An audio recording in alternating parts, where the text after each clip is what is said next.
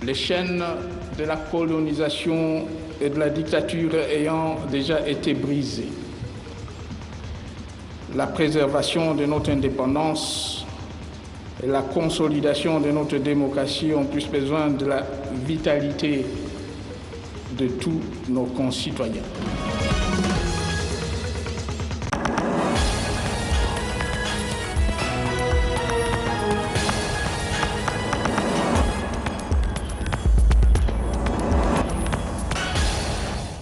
Deuxième dossier, le paludisme tue plus que certaines maladies.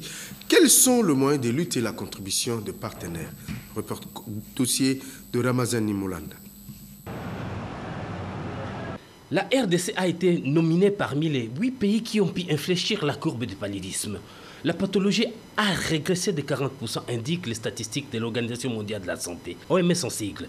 Mais comment est-on arrivé à ces bons résultats qui doivent nous envier bon nombre de pays où le paludisme continue à causer de graves dommages parmi la population? Combiner les campagnes des masses et donc la distribution des masses et cette stratégie de distribution en routine, c'est déjà un effort considérable qui peut avoir un impact. Je pense que c'est probablement ça qui a amené l'impact que nous avons ici aujourd'hui. Pour réussir dans la lutte contre les paludismes, il n'y a pas une seule approche seule qui peut vous amener à des bons résultats. La première chose, c'est la combinaison de manière synchrone, si vous voulez, de toutes ces stratégies, comme un paquet qui est offert au niveau de nos différentes zones de santé comme paquet de lutte contre les paludismes. Ça, c'est de 1. De 2, pour qu'il y ait des médicaments, pour qu'il y ait les tests de diagnostic rapide, pour qu'il y ait des moustiquaires, il faut un financement. Et de ces côtés, il faut dire que la RDC est parmi les pays qui ont reçu le plus de financements venant du Fonds mondial dans la lutte contre les paludismes. SANRU appuie 322 zones de santé sur les 516 que comporte le pays, soit 62%. Et dans le cadre de ces projets, SANRU apporte le médicament. Nous prenons la combinaison à base d'artémisinine, comme il m'a appelé ACT, c'est ce que nous apportons. Et nous apportons aussi des produits pour la lutte contre le paludisme grave. Et là, c'est l'artisanat injectable qui est doté au niveau de formation sanitaire via des zones de santé. SANRU est une organisation non gouvernementale qui existe en RDC depuis 1971. Il appuie le ministère de la Santé pour lutter contre toutes les maladies infectieuses. Vous remarquerez que partout où il y a des couleurs et des lignes, c'est là que nous nous retrouvons. Donc SANRU se retrouve dans toutes ces provinces-là, en dehors des provinces qui ont la couleur beige, si vous voulez. Ouais. Ça ne veut pas dire qu'il n'y a pas, SANRU n'est pas là. Ça veut tout simplement dire qu'il y a d'autres partenaires qui appuient ces zones de santé, mais en ce qui concerne la présence dans la province, on est dans toutes les provinces du pays. Les mauvaises langues racontent que derrière la lutte contre le paludisme se déroulent en coulisses des gros business qui profitent aux multinationales des pays occidentaux. Je ne peux pas nier le fait que le paludisme, comme les autres maladies, le cancer et tout ça, ça intéresse des hommes de science. Mais les hommes de science ne peuvent pas travailler sans argent. Alors maintenant, les gens, les businessmen, sont intéressés par les problèmes. Effectivement, les gens qui fabriquent les moustiquaires imprégnés, les gens qui fabriquent les médicaments, les gens qui fabriquent les TDR doivent se retrouver. Donc à ce moment-là, on peut dire qu'il y a le business derrière la maladie. Troisième dossier et le dernier, la République démocratique du Congo a été publicité à l'Union africaine comme étant un pays ou l'un des pays qui ayant réduit de moitié la pathologie de paludisme. Ramazani Moulanda pour le dossier. Peut-on espérer vivre en bonne santé sans palu? Du moment où, dans les milieux où l'on vit, il y a de la crasse partout et des montagnes d'ordures. Malheureusement, la réponse est non. Eh bien, la corrélation entre la malaria et l'insalubrité dans notre environnement est nettement établie. Au fait, ceci signifie que toutes les eaux usées qui stagnent devant nos portes, les touffes d'herbes inopportunes aux alentours de nos maisons, les poubelles non dégagées ou encore des caniveaux bouchés abritent des millions de moustiques femelles qu'on appelle encore des anophèles. Les soirs venus, ces méchantes bêtes nous piquent et nous transmettent la malaria. Pour lutter contre le paludisme, la première stratégie, c'est la sensibilisation. Ça veut dire faire comprendre à la population que le premier médecin, le premier soignant, c'est elle-même. Donc nous venons en renfort avec ce que la population fait. Donc la communication, on met ça au centre. Donc nous avons fait de grandes campagnes de sensibilisation. Disons que quel que soit le nombre de moustiquaires imprégnés qu'on aura distribués ou des antipalydiques qu'on aura partagés, mais si les gens ne s'impliquent pas vraiment dans l'assainissement de leur cadre de vie, toute stratégie de prévention contre le palu sera vraiment vaine et ce ne sera que gaspillage d'énergie, gaspillage de temps et des moyens. Les causes, il y a malaria, maladie belée, malaria, typhoïde, bababicose, maladie belée. Nous sommes nous-mêmes la cause de notre mauvaise santé. Les gens qui jettent les ordures en désordre se trouvent ici même.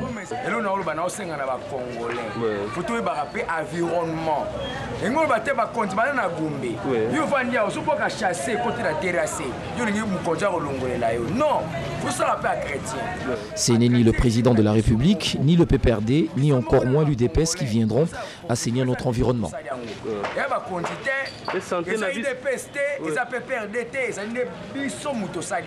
Beaucoup de quartiers à Kinshasa vivent des expériments dans une telle insalubrité qu'il y a lieu de se demander si l'argent dépensé ici dans le cadre des programmes de lutte contre le paludisme n'est pas juste un moyen de jeter l'argent par la fenêtre.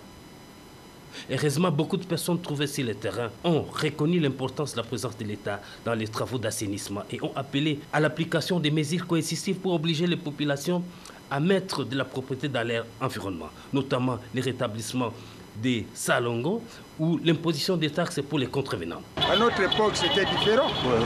Il y avait les agents de service de la santé, d'hygiène, qui passaient dans chaque parcelle. Ouais. Et ils avaient des produits pour désinfecter ou lutter contre les moustiques, etc. Et même les hélicoptères qui suivaient le long de Calam, ouais. tout était prévu. Et puis, quand on voyait des saletés devant la parcelle, il y avait des amendes et tout ça, etc. On apprenait aux gens. Moi, je crois que tout s'apprend. Ouais. On doit apprendre à la population comment vivre en dehors des saletés, comment lutter contre les saletés. Parce que je crois que même à l'école, on apprend, on nous avait appris ça, et puis les enfants d'aujourd'hui, on leur apprend tout ça. Mais pourquoi aujourd'hui il y a un laisser-aller? Pour lutter efficacement contre la malaria, les services d'hygiène dans nos communes, dans nos quartiers ou provinces doivent redevenir actifs et même devenir des services générateurs d'argent par les taxes qu'il faudrait poser aux gens qui ne veulent pas assainir leurs parcelles.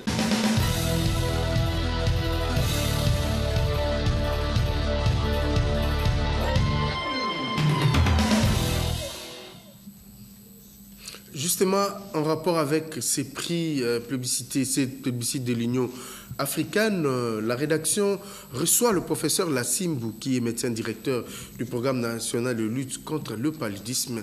Il s'entretient sous les prix du fait de notre combat à la lutte contre le paludisme. Il répond aux questions de la RTNC à travers Médard Mbouyal Mangal. Suivez.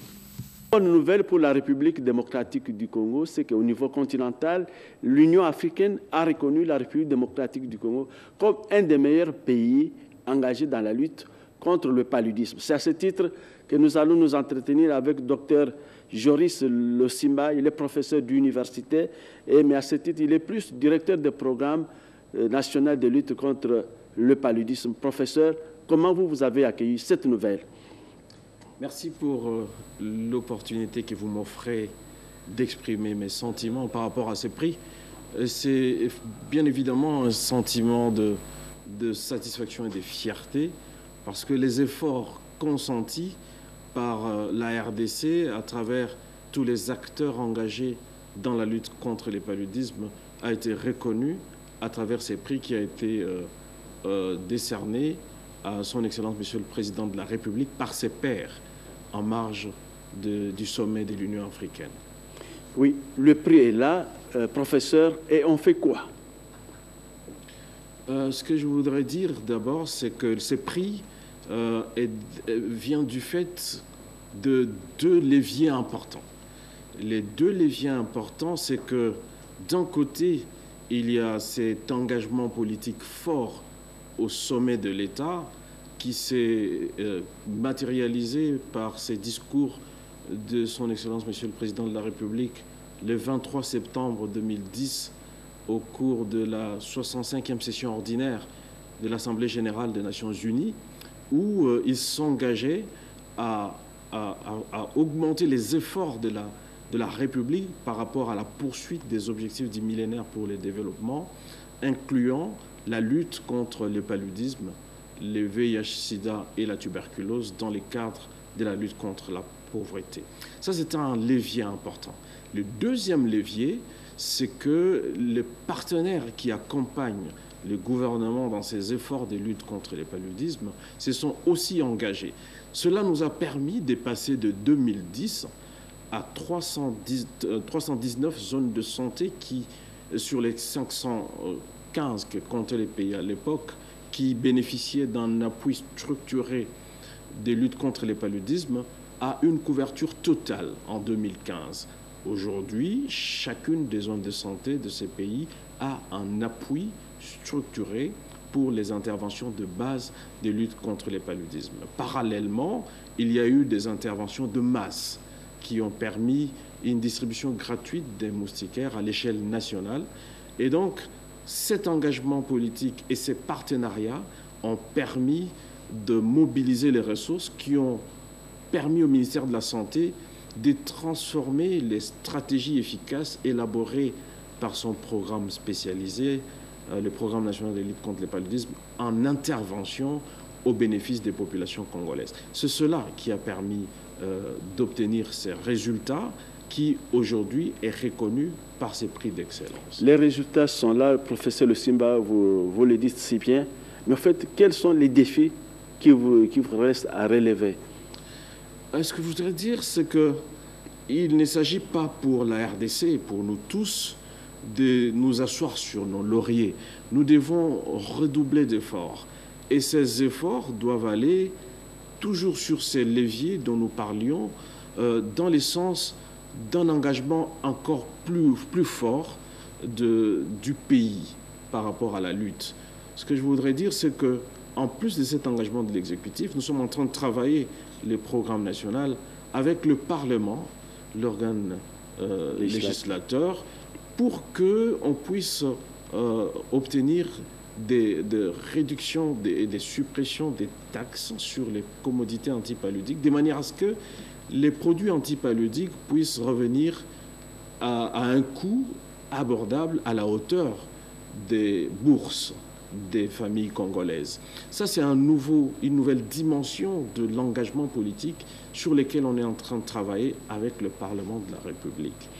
Et parallèlement, nous voulons également engager les secteurs privés.